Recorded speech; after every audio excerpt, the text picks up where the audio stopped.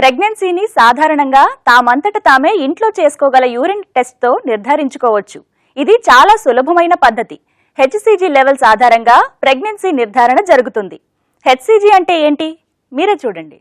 Pregnancy ఆలోచనతో ఆ దిశగా ప్లాన్ చేస్తూ ఉన్న స్త్రీలు నెల తప్పితే సహజంగానే కడుపుతో ఉన్నామేమో అనే సందేహం వస్తుంది. అలాంటప్పుడు యూరిన్ టెస్ట్ చేసుకోవడం ద్వారా ప్రెగ్నెన్సీని ఖరారు చేసుకోగలుగుతారు. టెస్ట్ ఫలితాలు ఏ అంశాల ఆధారంగా ఆమె ప్రెగ్నెంట్ అని తెలియచేస్తాయని మీరు అడగొచ్చు.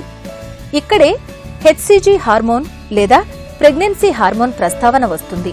హ్యూమన్ కొరియోనిక్ గొనడోట్రోపిన్ హార్మోన్ లేదా సింపుల్ గా హెచ్సిజీ అంటే ఏంటి అని చూస్తే, పిండం గర్భసంచిలో ఇంప్లాంట్ అయిన తరువాత అక్కడ డెవలప్ అవుతున్న ప్లాసెంటాలోని కణాలు తయారు చేసేదే ఈ హెచ్సిజీ హార్మోన్.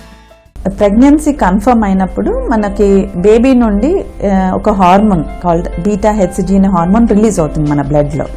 ఆ బ్లడ్ లెవెల్ని బట్టి మనము మోతాదుగా ఇంత సైజు ఉండొచ్చు ప్రెగ్నెన్సీ అని చెప్పొచ్చు. కానీ అది మనము కోరిలేట్ చేయాలి. అంటే లాస్ట్ పీరియడ్కిను ఇప్పుడున్న హెచ్సిజీ వాల్యూకి బట్టి మనము కోరిలేట్ చేస్తాం.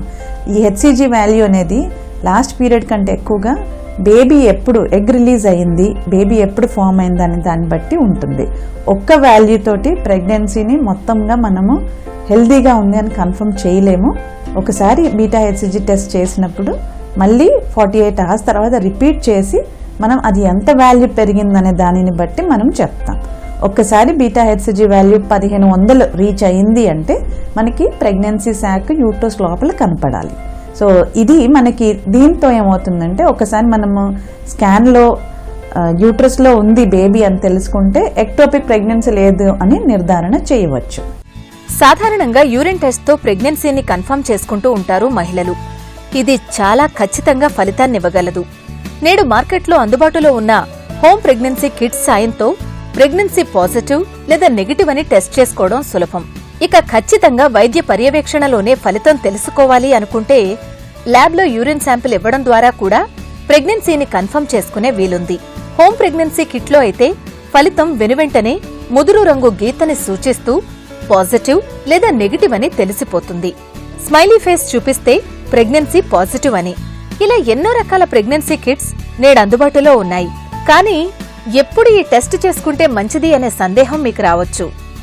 సాధారణంగా డాక్టర్లు యూరిన్ ప్రెగ్నెన్సీ టెస్ట్ చేయటం కొరకు పొద్దున్న లేవగానే పాస్ చేసిన మొట్టమొదటి యూరిన్ ఇమ్మని చెప్తూ ఉంటారు.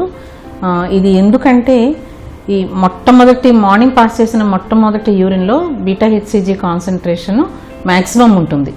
అందుకని చెప్పి ఒకవేళ చాలా ఎర్లీ ప్రెగ్నెన్సీలో మనకి మొట్టమొదటి యూరిన్ కనుక చెక్ చేసి చూస్తే ఈ ఫాల్స్ నెగిటివ్ రిపోర్ట్స్ రావడానికి అవకాశాలు బాగా తక్కువ ఉంటాయి. అలా చెప్పడానికి అది కారణం. కానీ ఇవాళ రేపు మనం చేసే చాలా సెన్సిటివ్ టెస్ట్లో ఏ టైంలో చేసినా కూడా ఇది దాదాపు పాజిటివే వస్తుంది.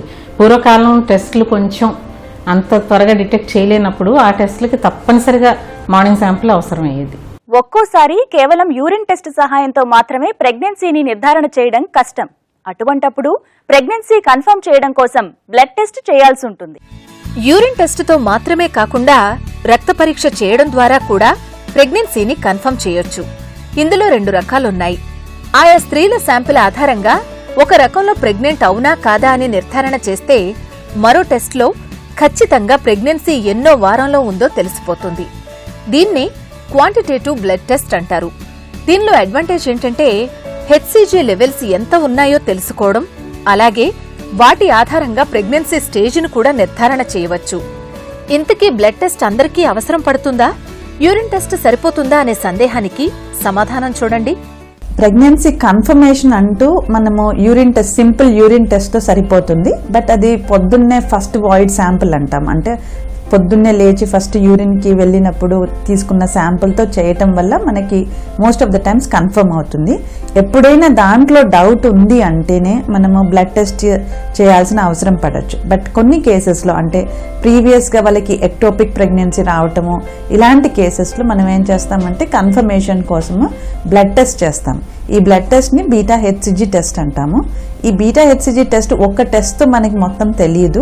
ప్రెగ్నెన్సీ ఉందా లేదా తెలుస్తుంది, కానీ హెల్త్ ఆఫ్ ద ప్రెగ్నెన్సీ, అంటే ప్రెగ్నెన్సీ బాగుందా లేదా అని తెలియటానికి బ్లడ్ టెస్ట్ మనకి ఎక్కువ హెల్ప్ చేయదు.